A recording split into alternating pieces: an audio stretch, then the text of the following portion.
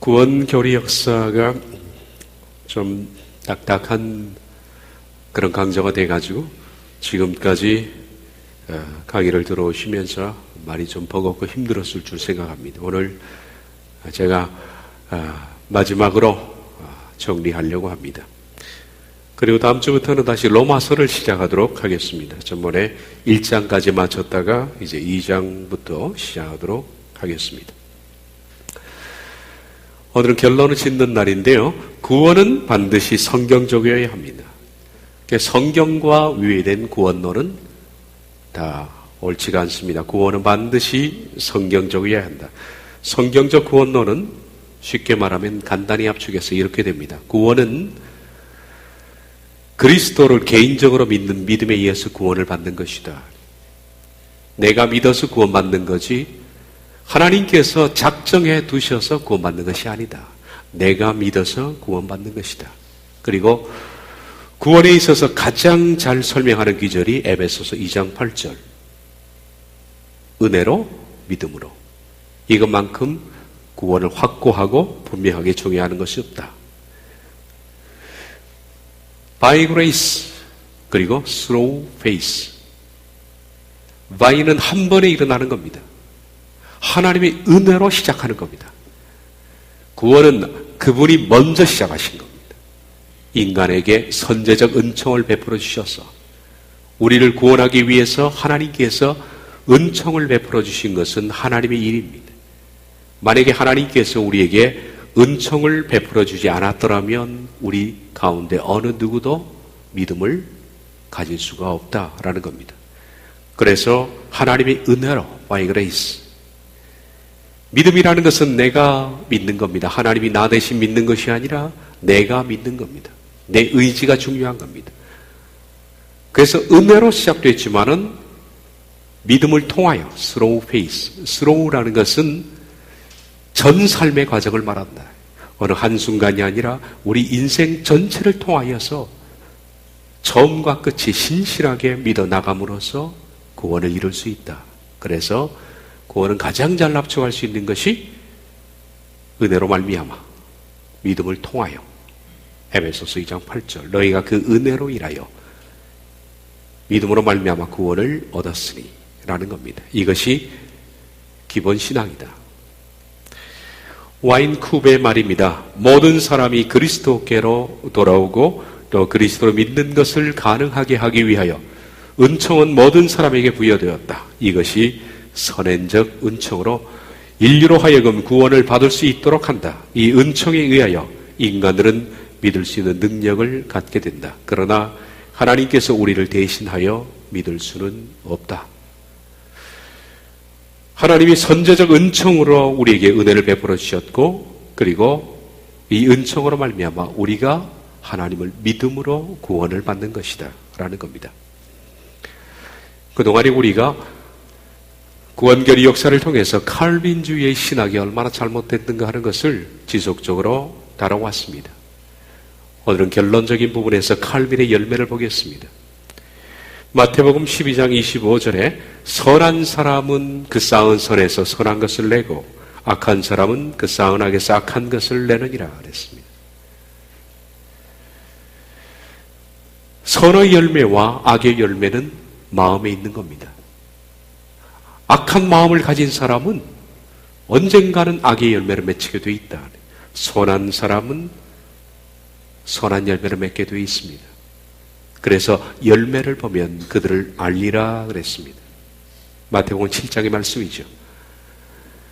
이 세상에 존재하는 어떤 것들이 우린 얼핏 보면 그것이 진실인지 아닌지 분별하기가 힘이 듭니다. 사람은 이런 점에서 잘 속아 넘어갑니다. 특별히 세상은 진실된 일에 대해서는 진실하게 보지 못하는 경우가 많고요. 오히려 거짓으로 포장한 사람들이 혹은 거짓이 더 진짜처럼 인정을 받는 것이 세상의 일입니다. 예수님께서는 우리에게 지혜를 주셨습니다. 그것은 사람의 보이지 않는 내면을 분별하려면 그 사람의 열매를 봐라라는 겁니다.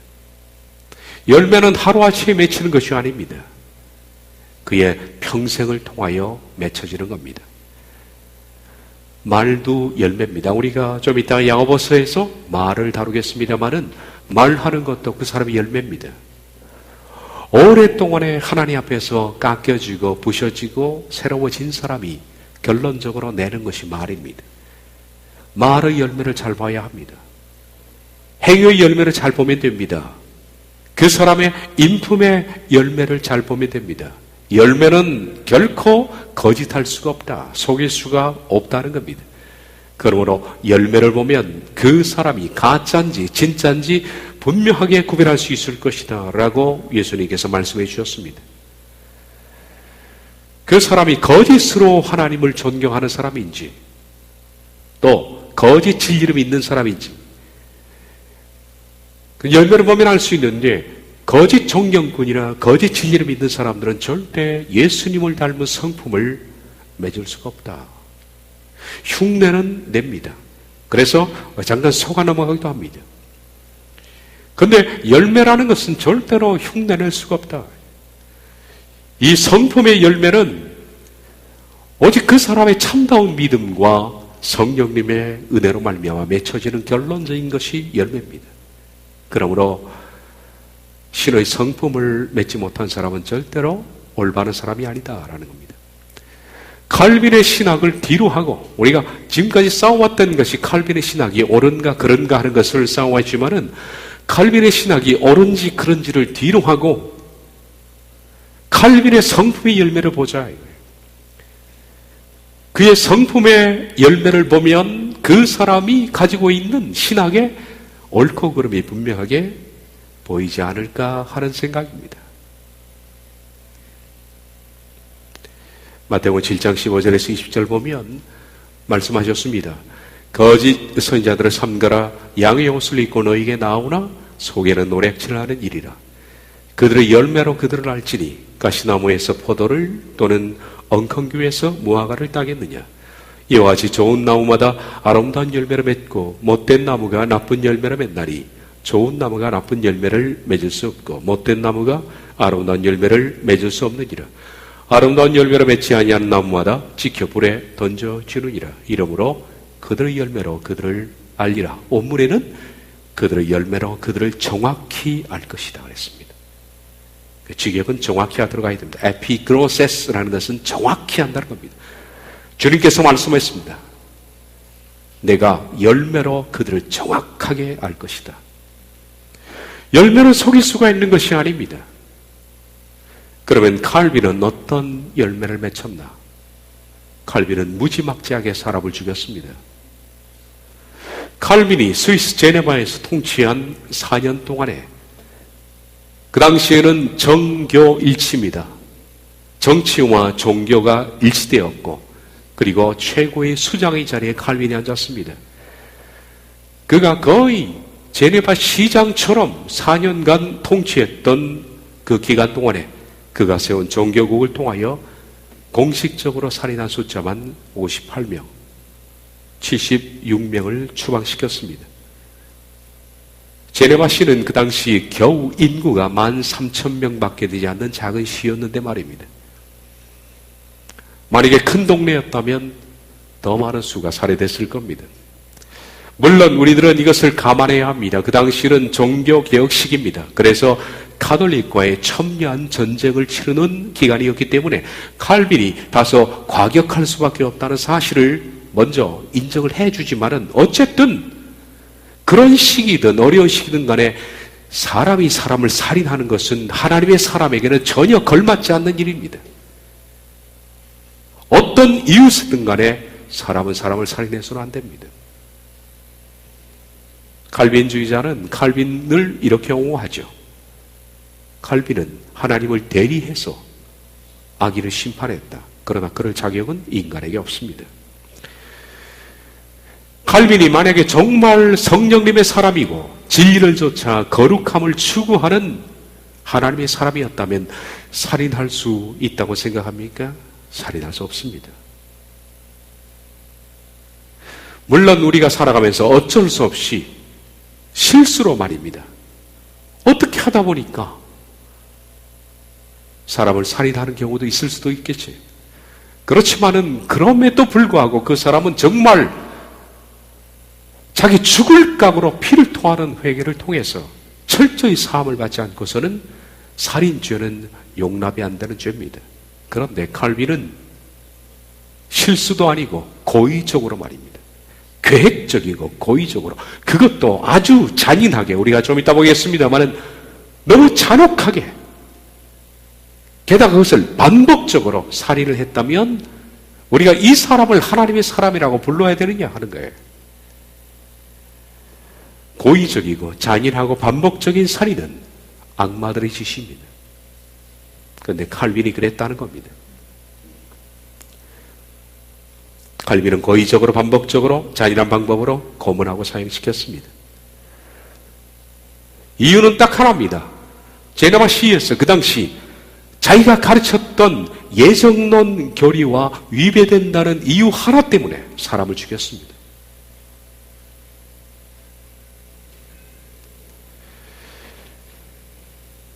그리스도를 믿고 따르며 신실하게 따르는 사람이라도 자기가 가르쳤던 칼빈주의 예정론과 다르다는 이유 하나만 딱 발견되면 믿는 사람이라 할지라도 잔악하게 고문하고 살인한 칼빈의 열매는 무엇을 증명하는가 하는 겁니다. 그렇다면 칼빈이 이렇게 제네바시 4년 동안에 죽였던 그의 열매가 중세 동안에 있었던 6,800만 명을 죽인 카톨릭과 다를 바가 뭐니 하는 거예요. 똑같습니다. 수에 있어서는 차이가 날지라도 그 잔혹함과 계획적인 것과 그리고 악의 방법은 차이가 없다. 똑같은 거예요. 같은 방법으로 그랬다는 겁니다. 게다가 58명을 죽였다고 그랬는데 많은 수는 사실 제외되었습니다. 왜냐하면 마녀나 마남 같은 사냥은 제외했으니까 그 수에서 뺀 겁니다.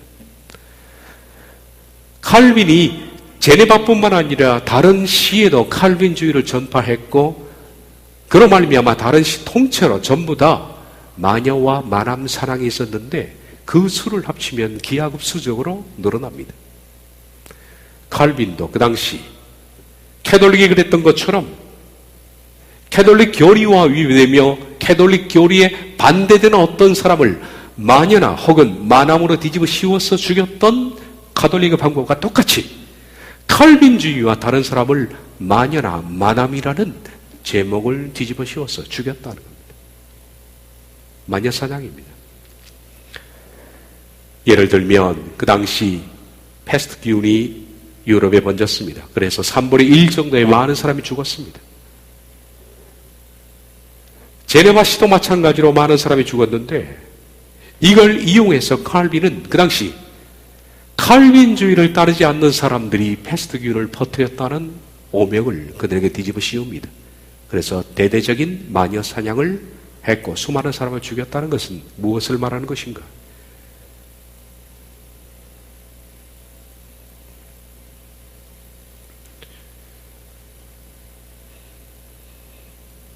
흑사병이 펴졌을 때 이 균을 퍼뜨렸다는 마녀를 찾아내는 방법도 처형도 칼빈파나 가톨릭이나 별로 다를 바가 없다. 이혜영 씨의 글입니다. 그런데 칼빈이 4년 동안에 죽였다는 58명의 수에 이 마녀와 마람의 수는 제외되어 있습니다. 만약에 이 수가 포함된다면 수천 명으로 불어납니다. 여러분과 제가 진실로 하나님을 따른다면 어떻게 사람을 그렇게 죽일 수가 있을까 하는 겁니다. 그것이 그의 열매입니다. 이런 식으로 사람을 죽여왔죠. 우리가 영상은 여러분이 봤던 영상일 겁니다. 누가 만들었는지 저도 모르겠습니다. 들리는 얘기로는 이단 쪽에서 만들었다는 얘기도 있습니다만 정확하게 확인되지는 않았습니다. 그런데 어쨌든 영상에 나와 있는 이 내용만큼은 역사적인 사실인 것은 분명합니다.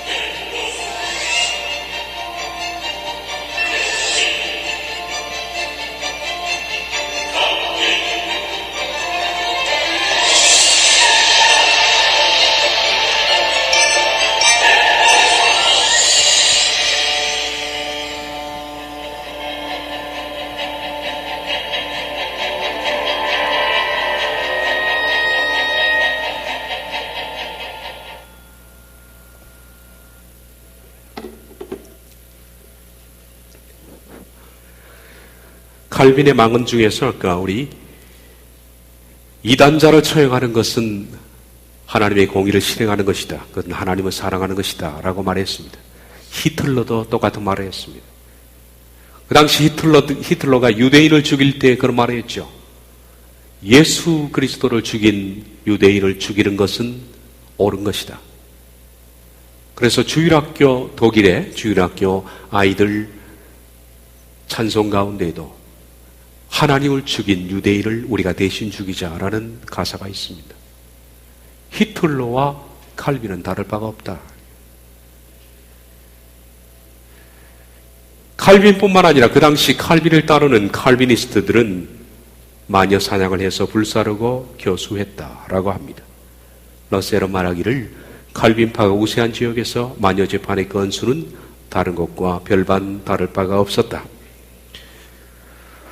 또한 러셀 또한 말하기를 프로테스탄트는 가톨릭 교도에 뒤지지 않을 정도로 잔혹하게 마녀들을 재판에 회부했다. 칼빈주의자들은 종교적 열정에 있어서 로마 가톨릭 종교 재판관들과 가장 가깝다. 칼빈의 고향인 제네바에서는 단 3달 동안에 500여 명의 사람들이 이단과 마녀로 처형을 당했다. 1545년 제네바의 교칙을 보면 고문과 형벌에 드는 인력이 형 집행인의 것을 초과했고 어떤 고문을 가해도 죄인은 여전히 고백을 거부한다는 불평이 쏟아졌다고 한다.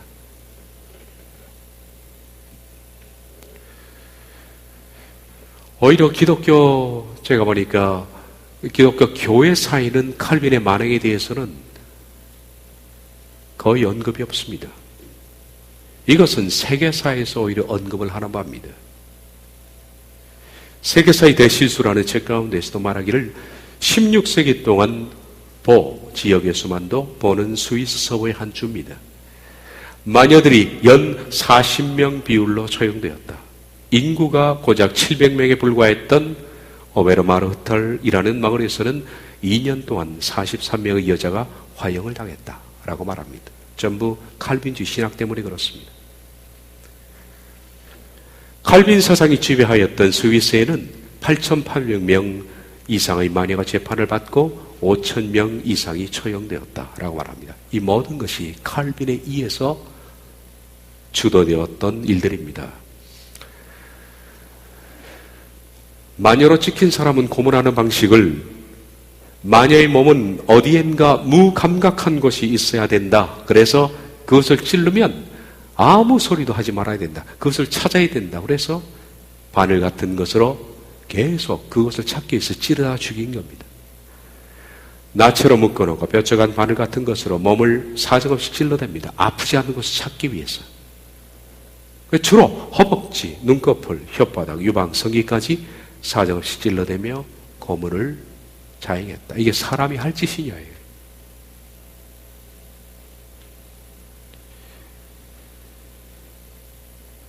칼빈이 사람을 죽인 이유는 그렇습니다. 첫째, 칼빈의 예정설을 비난하고 반대했다라는 겁니다. 칼빈의 예정설을 비난하고 반대했다는 어떤 남자는 대로에서 피가 터질 때까지 채찍질을 당하고 난 뒤에 화형당했다. 심상용 씨가 쓴 칼빈주의 인간 사냥의 역사라는 책 82페이지에 나옵니다. 칼빈을 위선자라고 불렀다고 해서 사형을 시켰습니다. 이건 개인적인 사례죠. 지크 그리에라는 사람은 칼빈을 위선자라고 불렀다는 이유만으로 고문을 받고 사형을 당했다. 아이들에게 세례 주는 것을 거부했다는 이유로 죽였습니다. 80세파와 그녀의 딸이 초형장으로 함께 끌려갔는데 그 딸은 6아이의 어머니였다. 그들은 아이들에게 세례 주는 것을 거부한 외에는 아무런 죄도 짓지 않았다. 여러분, 이것을 왜 중요하냐면 칼빈주의는 유아 세례를 철칙으로 합니다. 유아 세례를. 아이들에게 세례를 줘라 이거예요. 칼빈은. 그런데 이 사람이 믿음이 없어서 그런 것이 아니라 이 사람은 침례교 계통의 사람입니다. 침례교는 유아 세례가 없죠. 세례는 그 사람이 성인이 되어서 자기 머리로 사리 판단을 분명히 해서 예수님을 나의 구주라고 시인할 때 주는 거지 부모의 손에 의해서 맹목적으로 주는 것이 아니다라는 겁니다. 그래서 유아 세례를 거부했더니 죽인 겁니다. 부모를 구타했다고 소녀를 목잘라 죽였고요. 칼빈과 생각이 다른 자유사상가면 화형시켰고, 분수에 맞지 않는 사실을 산 사람들은 사형시켜버렸고, 귀신 들린 마법사를 사형시켰다. 이것도 자기 해석이겠죠. 어느 출판업자가 칼빈을 비난했다고 불에 달군 쇠꼬챙이로 혀를 찢어 잘라버렸다. 자기 의견에 맞지 않으면 화형시켰습니다. 자신의 신학 이론에 반대하는 자들을 국사범으로 취급하여 처형했다. 두 명의 뱃사공이 서로 싸웠다고 두 사람을 모두 사형시켰다. 이것이 그 당시 제네바에 있었던 일입니다. 고문 방법은 첫째, 엄지손가락을 조이고 발바닥을 불러 쥐지고 밧줄로 잡아당기는 참혹한 고문을 했다. 창자가 튀어나오도록 거챙이로 쑤시는 고문을 했고, 사람의 가죽을 벗기고 가죽 벗긴 사람을 소금으로 문지르고 칼로 살갗을 찢어대는 고문, 그러면서 계속적으로 예정론을 수용하도록 그렇게 강요했다. 카톨릭이 그랬죠. 6,800만 명, 우리가 전에 종군 기자들이 그린 그림을 봤습니다만 6,800만 명을 죽였을 때 그들이 거의 이런 방법을 썼지 않습니까? 옆에서 계속적으로 회유해서 카톨릭의 화채설을 받아들이도록 했죠. 우리가 먹는 그 성찬 말입니다. 떡과 포도주. 그것이 목구멍을 통과하는 순간 예수님의 진짜 살과 진짜 피가 되는 것이다. 그게 화채설입니다. 몸으로 변한다라는 겁니다. 이것은 단순한 얘기가 아닙니다. 여기에는 구속에 대한 진실의 여부가 들어있습니다. 다음에 기회가 되면 화채설을 왜 우리 믿음의 선진들이 목숨을 걸고 반대했는가 하는 이유를 말씀드리겠습니다만, 화채설을 받아들이는 순간에 그리스도의 구속은 성경에서 잘못됩니다. 그래서 6,800만 명이 그 화채설을 거부하다가 살해당했습니다. 마찬가지로 칼빈이 예정론을 받아들이지 않는다고 이렇게 고문해서 사람의 가죽을 벗겨 죽인 것은 로마 카톨릭의 만행과 뭐가 다르냐? 똑같지 않습니까? 불에 그을려서 고문하고 죽이고, 사람의 몸을 전탄내는, 사람을 물에 빠뜨려 고문하여 익사시키고, 해충들이 사람의 살을 뜯어먹도록 방치하는 고문. 그래서 사람들 중에는 고문을 견디다 못해 목숨을 스스로 끊는 사람까지도 나왔습니다. 그러다 보니까 스스로 자살하지 못하도록 감방에 있는 동안에 계속 박수를 치게 만들었다. 잔혹하죠, 이런 게. 역사가 스테판 츠바이크의 책 가운데에서 80페이지에 이렇게 말하고 있습니다. 칼빈의 권고에 따라 신문할 때 나사로 엄지 손가락을 조이는 고문과 밧줄로 잡아당기는 고문 외에 발바닥을 불에 달군 쇠로 지리는 고문까지 더해졌다. 193페이지, 자신의 교리에 일치하지 않는다고 창자가 튀어나오도록 고챙이로 쑤셨다. 사람의 가죽을 벗기고 죽였다. 소금으로 문질렀다. 칼로 찢었다. 칼빈은 불에 그을려 죽이고 죽음에 이르기까지 가능한 한 천천히 온갖 방법으로 고통을 주라고 명령하였다. 이건 악마의 짓입니다, 여러분. 악마의 짓이에요.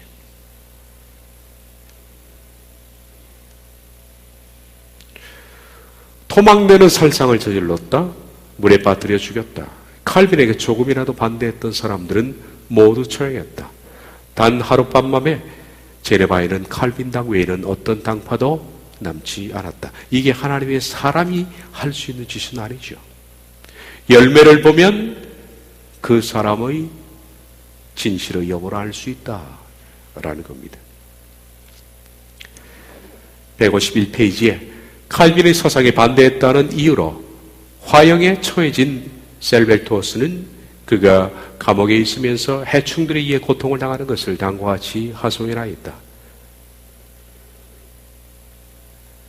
벼룩이 나를 산처럼 물어 뜯어 죽이고 있다. 신발은 다 망가졌고 옷도 내복도 없다. 나의 배설물조차 치울 기회를 주지 않는 것은 너무나 잔혹한 짓이다. 그러나 아무 소용이 없다. 셀베토스는 나중에 화형을 당했죠. 80페이지에 단순한 혐의를 받고 있는 사람에게도 너무나 잔인한 고문이 행해졌기 때문에 고발된 사람들은 고문실로 끌려가기보다 스스로 목숨을 끊었다라고 증언하고 있습니다. 그동안에 우리가 거의 한 19번 시간 동안에 칼빈에 대해서 얘기를 해왔습니다. 이제 오늘 마지막 시간에 여러분에게 마지막 제안을 합니다.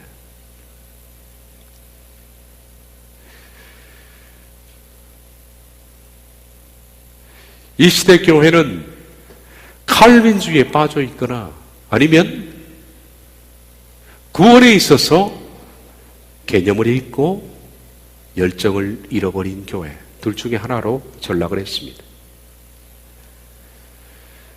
성도들은 돈 많고 악한 영들과 싸워야 되고 구원을 위해서 피 터지는 전투를 해야 되는데 성도의 싸움은 이제 더 이상 구원이 아닙니다. 이 세상의 부와의 싸움이 되어버린 겁니다. 그래서 성도는 피 묻은 구원의 전투복을 벗어버리고 말았다는 겁니다. 교회는 방향을 잃고 표류하는 난파선이 되어버렸습니다. 교회는 무엇을 위해서 이 세상에 존재해야 하는지를 그 존재의 목적 자체를 상실하고 말았다는 거예요. 교회가 왜 이 세상에 있어야 하는가? 그리고 교회는 그저 많은 사람들이 찾아와서 거기서 그들이 세상에서 받은 상처나 실망이나 좌절을 위로해주는 정도, 그리고 더 많이 축복해주고 더 많이 잘 살도록 위로해주고 재미있게 속삭여주는 것이 교회의 존재의 목적으로 전락해버리고 말았다는 거예요. 교인들은 구원의 심각성이나 중요성에 대해서는 생각조차 안 합니다.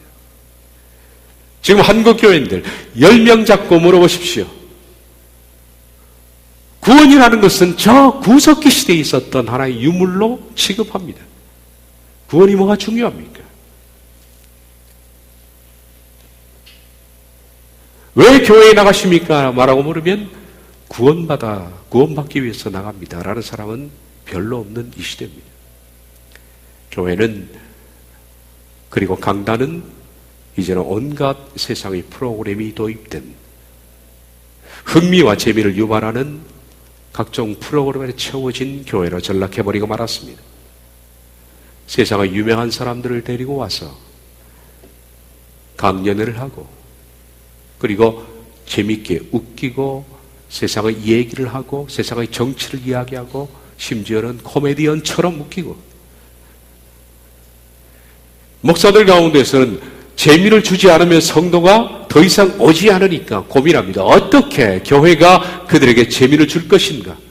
어떻게 하면 매주 그들이 흥미로워질 것인가? 여기에 초점을 맞추고 있습니다. 그래서 교회도 이제는 근대화되면서 시설도 그들이 와서 교회 안에서 체육대회도 할 수 있고, 그리고 운동도 할 수 있고, 각종 모임과 동호회, 이런 놀이문화로 점점 채워지고 있는 것이 오늘날의 교회의 현실이 되어버리고 말았다는 겁니다. 강단은 정치와 경제 그리고 심리학과 각종 철학의 경전장으로 변질이 되어버리고 말았습니다.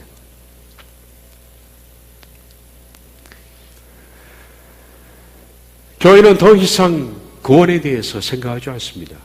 이토록 믿음은 허약해졌는데, 게다가 WCC와 신사도 운동, 번영신학이 교회에 또한 들이닥쳤고, 이로 말미암아 교회는 속수무책으로 넘어가고 말았다라는 겁니다. 한교에도 수많은 교회가 50% 이상이 WCC 쪽으로 이미 마음이 기울어져 있습니다. 모든 종교에는 구원이 있다라는 생각들을 받아들이기 시작했고, 그리고 각종 신사도 운동, 여기에는 온누리교회가 한국교회에 미친 영향은 아주 큽니다. 그리고 순복음교회도 온누리교회 이전에 미친 영향이 지대합니다. 이제는 모든 사람들이 번영주의로 빠졌습니다. 어떻게 하면 잘 살 것인가? 하나님은 그저 우리가 잘 살 수 있도록 도와주는 하나님으로 전락하고 말았습니다. 그런데 이것들이 문제이기보다 이런 사탄의 역풍을 이겨낼 구원의 복음이 상실되었다는 것이 문제이죠. 구원의 복음이 없다. 실은 그 두렵고 떨리는 구원의 복음을 바로 얘기하면 사람들은 두려워합니다. 구원을 이루어 나가자 그러면 사람은 두려워합니다. 그리고 교회를 떠나게 되어 있습니다. 천국과 지옥을 얘기하면 실제로 교인이 귀를 닫게 되어 있습니다. 바른 복음을 얘기하고 천국 지옥을 얘기하는 교회 중에서 성장하는 교회는 없습니다. 퇴보하는 교회밖에 없습니다. 하지 말라 그럽니다. 지옥을 말하지 말라 그럽니다. 그저 우린 교회에서 위로받기를 원합니다. 라고 말합니다. 구원의 복음이 상실되었다는 겁니다. 시간은 흐르고 있고 점차 지옥의 문턱은 가까이 오고 있는데 교회는 영혼들을 무방비로 만들고 있다는 겁니다. 게다가 이미 칼빈주의라는 교리덫에 걸려서 사람들은 이미 구원을 받았다라는 안도감 속에 지내고 있습니다. 대부분의 사람들은 나는 이미 구원을 받았다. 다 성취했다. 다 완성했다. 언제? 내가 예수님을 믿는 순간에 이미 구원은 완성되었다. 그럼 더 이상 할 게 있습니까? 없습니다. 그저 감사하면 되고 하나님께 영광을 돌리면 된다라고 말합니다. 이건 무서운 일입니다. 지옥 문을 열어 제끼는 순간에 천국으로 가는 길을 막는 겁니다. 모든 것을 무장해제시키고 안일과 안락 속에 빠지게 만드는 겁니다. 그러므로 교리와 전쟁을 저희가 오랫동안 버리고 왔습니다마는 그 전쟁은 쓸모없는 것이 아니고 머리 아픈 얘기가 아닙니다. 왜 저렇게 딱딱한 얘기를 오랫동안 하느냐? 왜 재미없는 얘기를 오랫동안 하냐? 그렇게 할 수밖에 없는 게 지금 여러분들은 이해했겠지 모르겠습니다만은 대부분의 사람들은 이 교리의 잘못을 이해하지 못하고 있기 때문입니다. 그래서 재미없고 딱딱하고 머리 복잡하지만은 교리와의 전쟁을 계속해야 합니다. 싸워야 합니다. 그렇게 해서 그 가운데 단지 몇이라도 건져야 되겠다라는 얘기입니다. 여러분의 구원은 누구도 책임지지 않습니다. 누구도 책임지지 않습니다. 우리 노건사님이 기도할 때 목자이신 목사님 그랬다. 저는 목자가 아닙니다. 목자는 예수님밖에 안 계십니다. 저도 하나님의 구원받아야 할 사람 중에 하나고 구원의 길을 향해서 달려가는 사람 중에 하나입니다. 제가 여러분의 구원을 책임질 수 있는 것도 아닙니다. 저는 저희 아내의 영혼도 책임을 못 집니다. 내 자식들에게 충고하지만은 자식들의 영혼도 책임 못 집니다. 그 영혼은 자기가 책임을 져야 합니다. 내 영혼에 있어서는 저 혼자만이 내 영혼을 책임질 수 있습니다. 누구도 이 영혼을 책임질 수 있는 사람은 없습니다. 설교자는 설교를 합니다마는 설교로 깨우치고 도와주는 것 외에는 그 설교를 듣고 실제로 구원을 이루어 나가는 것은 본인의 몫이 아닙니까? 그러므로 누구도 여러분들 개개인의 이 큰 구원 이것을 책임지지 못한다. 예수님 말씀했습니다. 사람이 온 천하를 얻고도 제 목숨, 여기서 목숨은 영혼입니다. 자기 영혼을 잃으면 무슨 유익이 있겠는가? 다 잃는 건 아닙니까? 그러므로 이 크고 두려운 구원을 하나님께서 다 하셨다라고 안일하게 대처하지 마시고 스스로 책임을 지시기를 바랍니다. 스스로 진리 안에서 내가 하나님의 사람이 되었음을 열매로 증명을 해야만 하는 겁니다. 창세전에 갇힌 사람이 너무나 많이 있습니다. 창세전에 하나님께서 다 완성하셨다. 단지 나는 입으로 고백만 하면 창세전에 예정된 대로 구원은 끝났다라고 말하는 그 사람들은 창세전이라는 감방에 영원히 갇혀서 신음하다가 영원한 지옥불로 떨어지게 될 겁니다. 성장을 할 기회를 잃어버립니다. 하나님이 다 하셨으니 라는 안도감 속에 성장하지 못하고 있습니다. 그러다가 그런 불의 지옥 속으로 고스란히 떨어지게 되어 있다는 겁니다. 하나님께서 여러분과 저의 구원을 위해서 열어놓으신 십자가를 통한 구원은 이 길은 열어놨고 그 길을 가는 것은 우리가 해야 할 일입니다. 주님은 열어놓으셨습니다. 그리고 네가 이 진리의 길을 따라 오기만 하면 하나님은 구원을 책임지겠다고 그러셨습니다. 도와줄 것이다 라고 말했습니다. 그래서 우리들은 이 복음의 길을 따라서 날마다 자아를 부인해 가면서 자아를 죽여가면서 날마다 나를 쳐서 복종시키며 두렵고 떨림으로 구원을 완성해 나가는 것 외에는 우리에는 다른 방법이 없다. 두렵고 떨림으로 성령의 열매를 맺어 나가는 길 말입니다. 이 좁은 길을 가는 것을 구원을 이루어 나가는 것이라고 말할 수 있습니다. 여러분은 이 길을 가고 있습니까?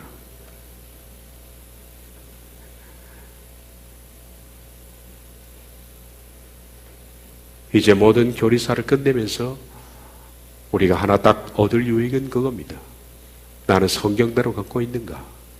나는 지금 이 길을 걷고 있는가? 나는 날마다 변화하고 있는가? 한 달 한 달이 새로워지고 있는가? 세월을 아끼십시오. 그렇게 오랜 시간들이 남아있지 않는 것 같습니다. 우리가 셋째 특강 때 다시 경제의 문제를 다루겠습니다마는 폭풍 전야의 시기에 들어와 있는 것은 사실입니다. 예측 불허의 시기로 접어들고 있습니다. 우린 역사의 벼랑 끝에 지금 도착해 있습니다. 우린 칼빈주의가 잘못됐다는 것을 명백하게 우린 지적을 받았습니다. 그거로만 끝나서는 안 됩니다. 중요한 것은 그렇다면 나는 이 길은 바로 걷고 있는가?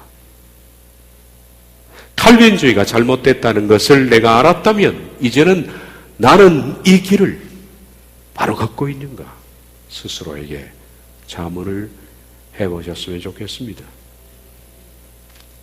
오랜 시간 동안에 우리가 딱딱한 강좌를 같이 나누게 되고 또 제가 감사드리는 것은 저는 이런 강좌를 평생 못할 줄 알았습니다.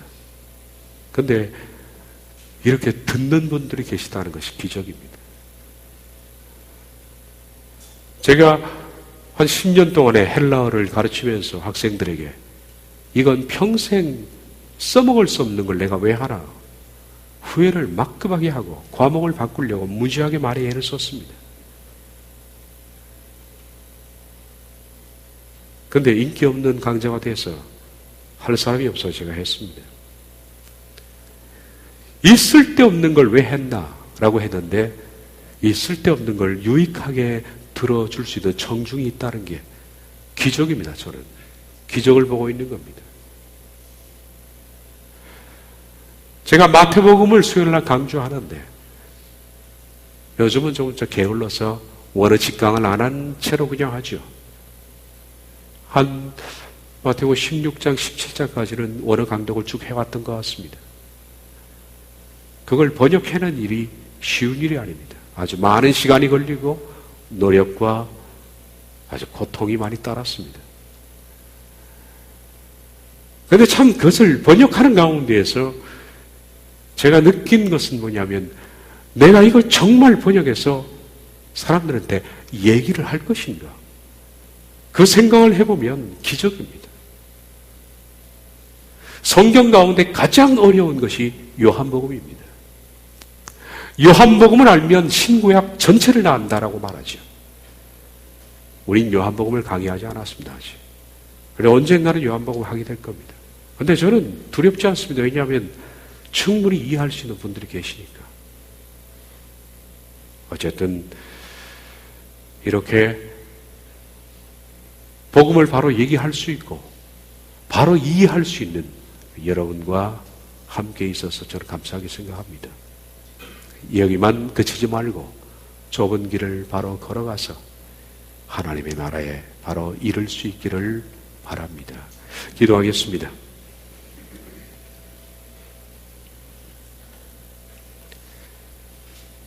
주님, 구원결의 역사를 오늘까지 다루면서 많은 우여곡절도 있었지만 들을 귀를 열어주셔서 우리 성도님들이 이 어렵고 딱딱한 강좌를 소화하고 받아들이고 이해하고 깨달을 수 있도록 영혼과 지각을 열어주신 것을 감사합니다. 이제 우리가 마지막 결론하라. 누구도 예정된 사람은 없다라는 것과 내가 십자가를 지고 자아를 부인하고 주님을 좇아야만 되겠다. 그리고 두렵고 떨림으로 구원을 이루어 나가야겠다라는 사실을 발견하며 이제는 이 길을 우린 좁은 길이라 부르며 이 길을 걷는 사람들을 좁은 길의 사람들이라 부르며 이 길을 함께 걷는 동료들을 길동무라고 부르며 이 길을 천국길이라고 명명하며 하나님의 나라에 이를 때까지 함께 이 길을 걷기로 다짐을 해봅니다. 어느 누구도 이 길을 걷다가 유혹 때문에, 시험 때문에, 그리고 사탄의 교활한 역사 때문에 무너지거나 쓰러지는 일 없게 하시고 끝까지 이 길을 견지하여 마침내 하나님의 도성에서 하나님께서 문들을 열어주시며 천군 천사와 함께 맞이해 나오러 오시며 황금정이 울릴 때까지 우리가 이 길을 포기하지 않고 끝까지 걸어갈 수 있도록 하나님 모든 사람들에게 은혜를 도하여 주시옵소서. 오늘까지 함께 하신 하나님께 감사드리오며 예수님의 이름으로 기도하옵나이다. 아멘.